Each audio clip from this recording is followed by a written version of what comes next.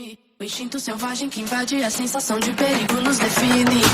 Então um frio na barriga, tudo isso me lembra a cena de um filme. O instinto selvagem que invade a sensação de perigo nos define. Celeste divino merece hino seu corpo. Hi there, welcome back to another Byte Production video, your source for tech, games and revenue. Before we dive in, hit that like and subscribe buttons before you forget. Now, let's dive in. Hello, you sitting behind the keyboard. Yes, I'm talking to you, watching at the screen, listening to my chit chat. As you can remember, in the first video, I showed you how to install Unity onto your system.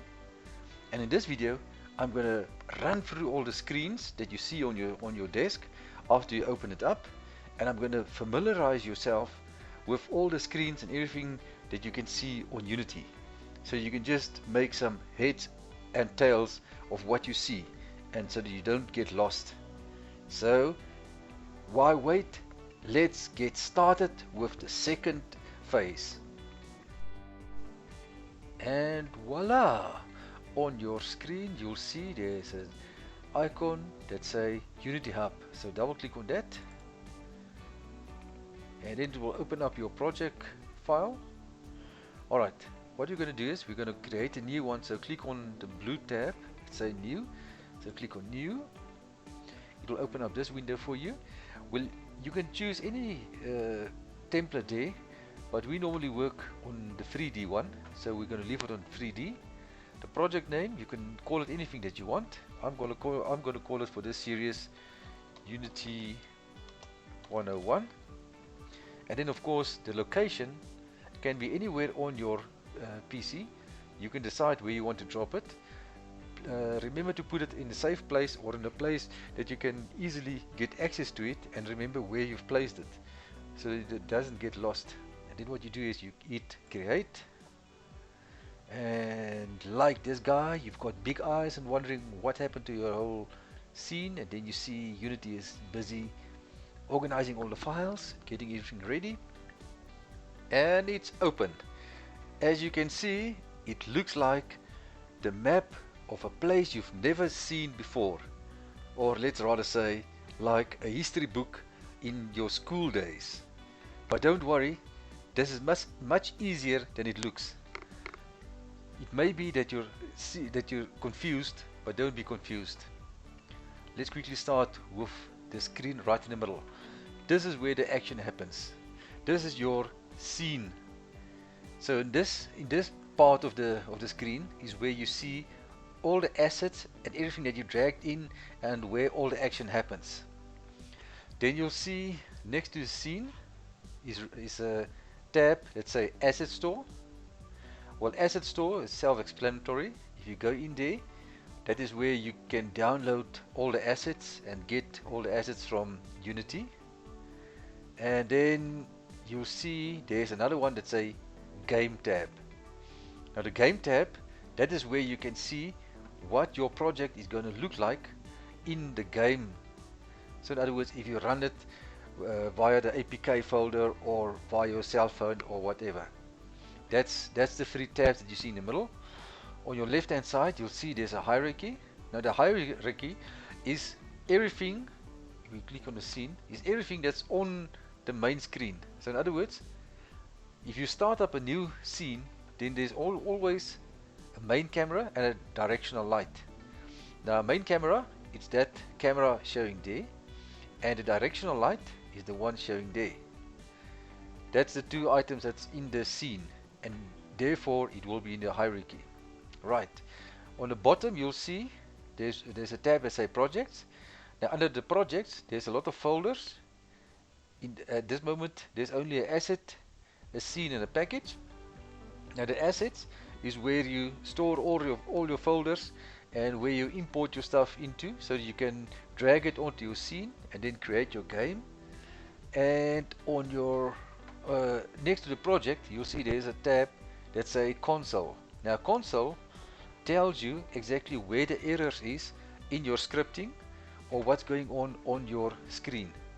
So what you can do is you can implement in the scripting so that the computer can tell you, or your game can tell you, what action is being taken. Right, I just want to click on the project again. And then lastly but not least, on the right hand side you'll see it says there inspector. Now the inspector is when you click on something in your main scene. Then it will tell you, and it will give you some information on the article or on the asset that you clicked on. Okay, before we start moving and shifting all the screens, let's first start with a small scene or a small thing that we can put there, so we can have an idea of how to shift it and how to move and shift the camera. Yeah, I'm certain you're saying yada yada yada, a lot of nonsense, a lot of show. Let's start with something. Right, first what you can do is take your pointer to the hierarchy, right click there, and you'll see it give you a menu. Go to 3D objects, and for now we're just going to create a normal straightforward plane. And if you click on plane, you'll see a square appear on your scene view. Now what we're going to do is we're going to call that the ground, so we can know where to place our characters or our scenery or whatever we want to build in this scene. So go to the square there, right click, and let's rename it, and we call that ground. Press enter. Right, like I said, on your right hand side you'll see the inspector there. Now if you click on your ground like I've done there, that's the plane that we created just now. You'll see on your right hand side it shows you the position, and it shows you the scale and rotation. So actually it's self-explanatory. The position is where this asset is going to be. Scale is the size. Rotation is of course where how you're going to rotate it. If you look in the top left hand side, you'll see there's a lot of tabs there on the top of the hierarchy as well. Okay, the one that I've clicked on is the one with the arrows. That's the one that's giving you the green, red and blue ones, and that's actually, if you look in the right hand side, it'll explain to you that it's the Y, X and Z axis. Alright, so what you can do is, let's start and let's make this cube, this ground of ours, a little bit bigger. Let's the X, that's going to be the red one. So in other words, it's going to be the dimensions in this way. Let's make that 5, and then we want to make it wider towards the Z axis. So what we can do is, on the Z we can click, we make it 5. Okay, it will make it bigger there as well. And then because it's the ground, it's not really necessary to make it thicker. And if you want to make it thicker, you'll see the green one, that's Y, it's going to be that one. Then you can increase it there.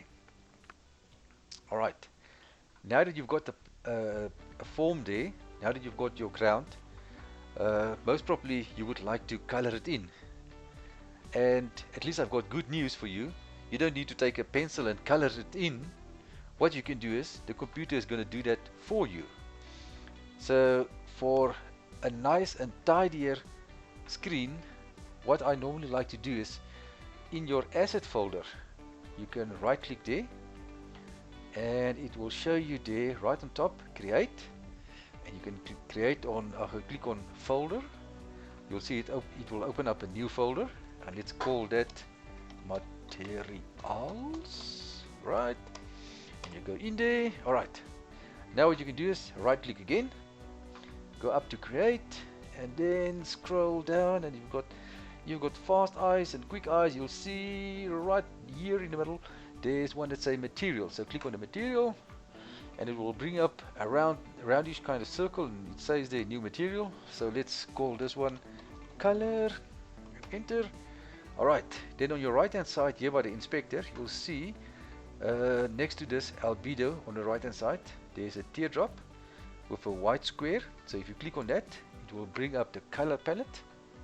So what we're going to do is, let's give it a brownish kind of color, as close as possible to brown, because it's the ground. So if you're happy with the color, you can make it any color you want. to play around to see what's going to happen. So I'm going to choose that color, and you can just close it up. You'll see the material picture or icon change to the color that you change it to. So what you can do is now you can do one of two things. You can either drag this onto the asset or the article in your scene view. You see, you change the color. Or what you can do is you can drag and drop it in the hierarchy on the name of the asset. So if I drop it on the ground or the plane that we created is the color that we chose. Alright, just quickly, because I see the timing's catching up to us, let's quickly create a cube right in the middle, because what is a ground without a player? So we need some kind of player. So let's right click, and then we go down to, you'll see there's one that says 3D objects. So choose the 3D objects and click on the cube. Right, immediately you'll see a cube will appear in your scene view.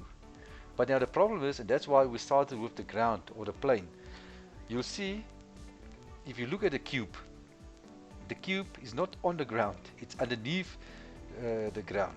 So what you must do is you must drag it up so that the feet of the player or the feet of the asset that you dropped into your scene is level with the ground or your playing field. So what you can do is you click on those arrows again, and then you click on the green on the Y arrow, and you pull it up until it's on top of the ground, like that. So yeah, and there you go. So after a few minutes, you know now how to create a ground, you know how to create the cube.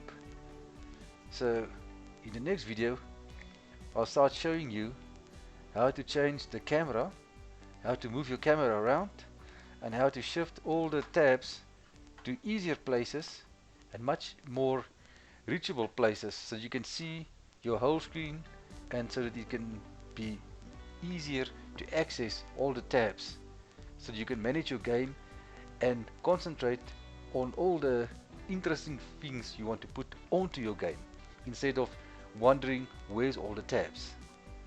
For now, that's going to be that. I can't wait to see you in the next edition, so click that subscribe button, and remember to come back in a few days time. Number 3 will be available. Thanks for watching. Goodbye. Thanks for watching. Remember to hit the like and subscribe buttons right down below. Till next time. Goodbye.